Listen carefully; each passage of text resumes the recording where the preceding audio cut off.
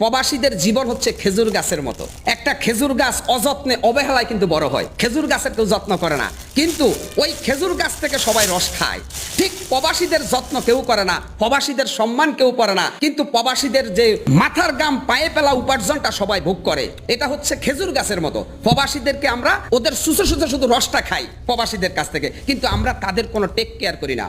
এটা হচ্ছে নির্মম মানবতার এক ভয়ঙ্কর দৃশ্য। প্রবাসী বাঙালিরা বিমানবন্দরে হেনস্থার শিকার হয়, প্রবাসী বাঙালিরা পরিবার পরিজনের কাছে হেনস্থার শিকার হয়।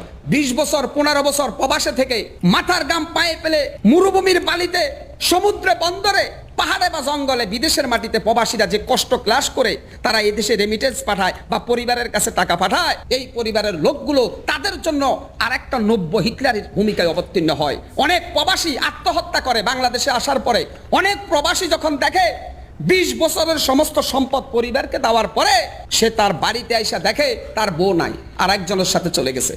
আবার তার ভাই আছে, বড় ভাইরা নিজেদের নামে জায়গা সম্পদ ক্রয় করেছে, কিন্তু যেই বেচারা টাকা পাঠাইছে তার নামে কোনো জমি ক্রয় হয় নাই। সে তখন বাস্তুহারা হয়ে যায়। আমি মনে করি প্রবাসীদেরকে সর্বোচ্চ সম্মান করা রাষ্ট্র, সমাজ, পরিবারের ইমানি এবং নৈতিক দায়িত্ব। কিন্তু সে দায়িত্ব পালন করবে কে? আসল মানুষ হারিয়ে যাচ্ছে নকল মানুষের ভিড়ে। মানুষ দেখার জন্য হয়তো আমাদেরকে যেতে হতে পারে আগামী দিনে জাদুঘরে। একজন প্রবাসী সে মা মারা গেলে মায়ের লাশটা দেখে না, স্ত্রী মারা গেলে